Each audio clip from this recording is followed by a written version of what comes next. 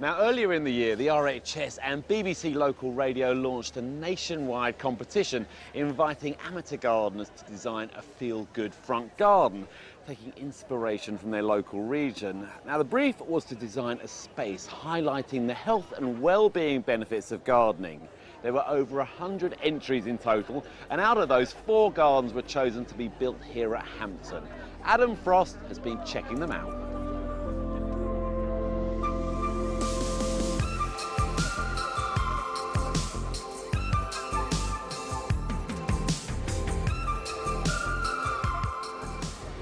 For me, the success of a good show garden is somewhere where I turn up at the show and I want to be in there. And this one, the moment I walked past, I wanted to go in. I wanted to go and sit on that seat. And I think because it talks to me about a sense of place, you know, it's about Whitstable, it's about the Kent coast. And then as you move around the space, the detail is cracking. This garden even gives me the feeling that actually the sea's entered the space, washed up. We've got the oyster shells, even the seaweed, dried seaweed is here.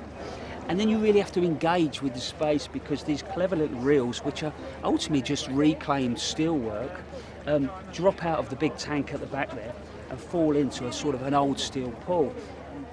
Look at the planting, and actually though it's very simple, there's not lots of different plants, but it starts sort of deeper, back to the house. You've got this lovely sort of richness, but it's tapestry. But actually then popping up these wonderful sort of blue eryngiums against the terracotta of the wonderful Achillea. But I love the way that the designers used the little dianthus that works its way through the whole space. It just all adds to this wonderful atmosphere.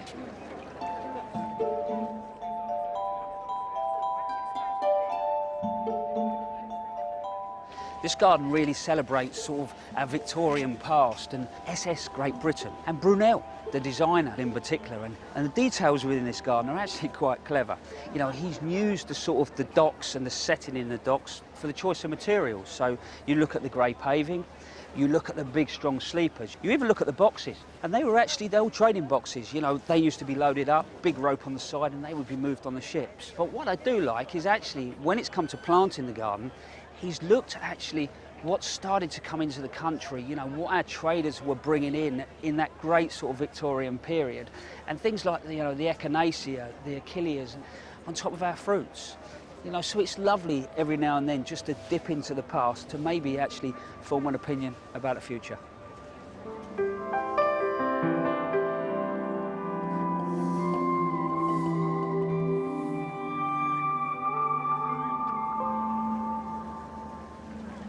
Do you know, this really reminds me of my nan and actually the times that she spent in her front garden chatting to her neighbours. I think that's what he's been really clever here is, you know, provided somewhere to sit. Maybe it might only be 10 minutes in the morning before you go to work. Do you know what? That 10 minutes can really set you up for the day. This garden really gives another nod to our industrial past, and this time it's Manchester. I think the designer's been really brave to actually bridge this canal, which is obviously a representation of those Manchester canals. Because some people might think, oh, it's a trip, but actually for me, it stops you and it engages you with the space.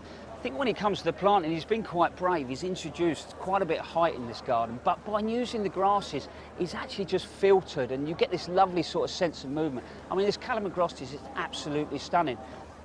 And then you've got these little pockets of colour, you know, the yellow and then a sort of mauve.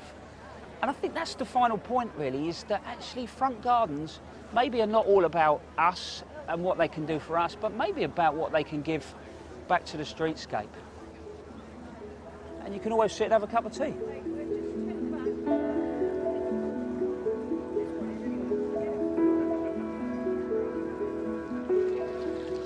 I really love these big old Dixonia ferns, they're fantastic. And I love that idea of coming from dark into light. But what I really love about this garden is the celebration of Cornwall, but not just Cornwall as a whole. It celebrates the tin mines, and you imagine being down in the mines all day long, and the big Dixonia there, imagine those being the struts that hold up the mine, and then coming out into a big, bright, beautiful garden. I really love the colour of this sort of euphorbia, which can be slightly tender, but a beautiful sort of structural plant. But then you've got things like the agapanthus, and I love the way the colour of the agapanthus works with the canna lilies. Do you know what?